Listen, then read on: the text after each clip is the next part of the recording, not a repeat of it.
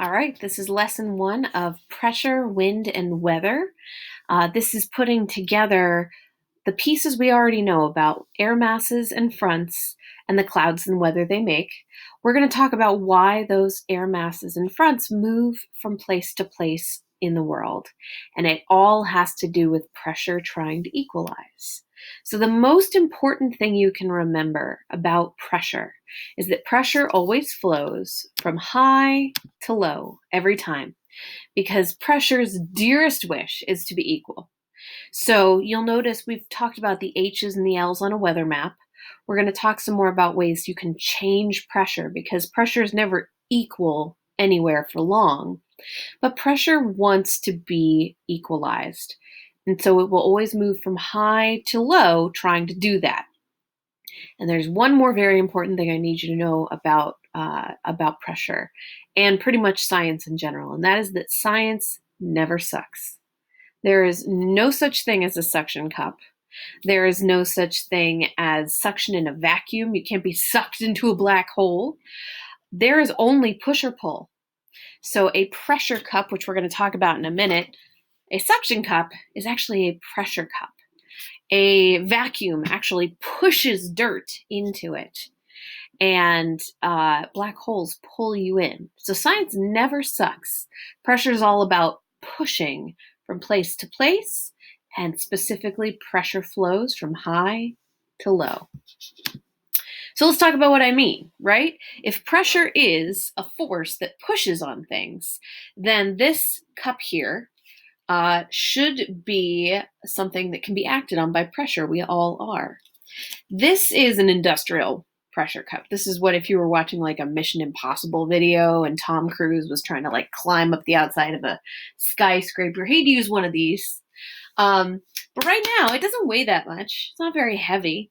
But what I'm able to do with this cup is if I press this lever here on the side, get a good view of it, it actually will take all the air out from the inside of the cup. So if I try to just put it on my wall, it's going to fall off. If I don't change anything about the pressure, if pressure is equal, then it's not going to stay.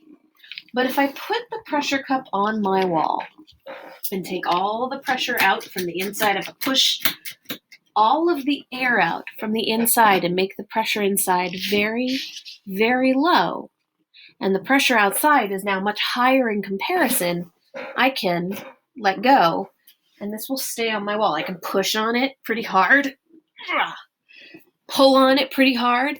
It's on there really well because pressure is pushing this pressure cup to the wall. So it is pushing from high to low.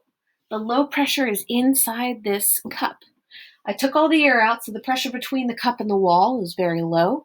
Pressure's trying to get in there however it possibly can from any angle, anywhere it can, and it just can't. And so the pressure cup is being pushed to the wall, and we actually can measure the force with which it's being pushed. That is what pressure is. Pressure is the weight of air.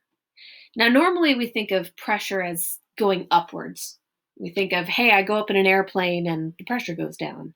I climb a mountain and the pressure goes down. But pressure is just the weight of air on an object. I know it says above an object there, but I think in retrospect it's better to say on an object. And we know that at sea level, which is kind of close to where we are, more or less, we're a little above sea level, but at sea level, at normal conditions, the pressure that air can put on an object is 14.7 pounds per square inch. Now, I know my cat has already made multiple visits to this particular recording.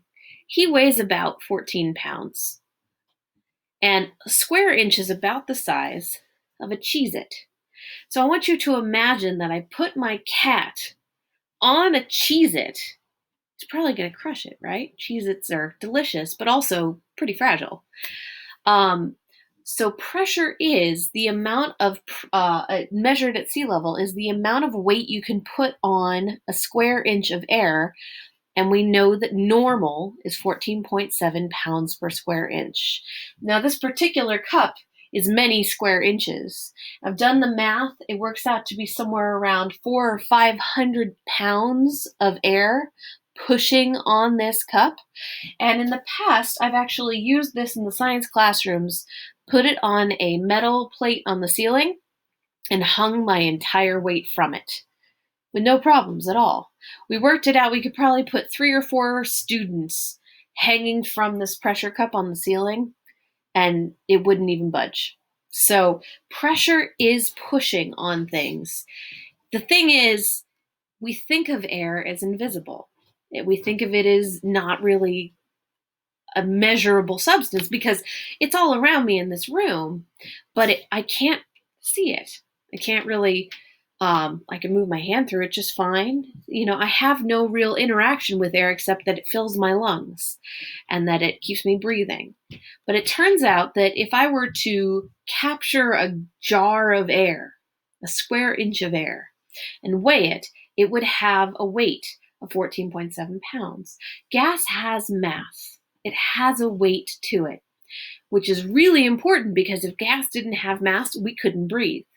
Because the reason that we breathe is because we push air out of our lungs, and now the pressure in our lungs is low, and high pressure air pushes itself back into our lungs, in addition to some muscles. But essentially, gas has mass, and that is why pressure interacts with things. It actually has a force that it exerts on objects. And this is also important. The reason that we don't get pushed down to the ground as pancake people, why we are upright human beings, is because air doesn't just push down from the edge of space. It pushes in all directions. So it pushes down on my head, it pushes in on my sides, it pushes diagonally here.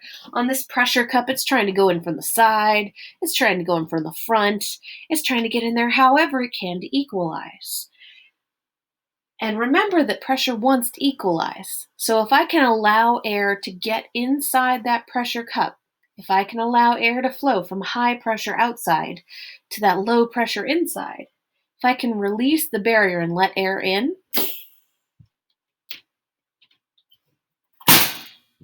then pressure will equalize, and there's nothing holding that to my wall anymore. So that is pressure, its weight, and what it does. The next video will tell you a little bit about how we measure it.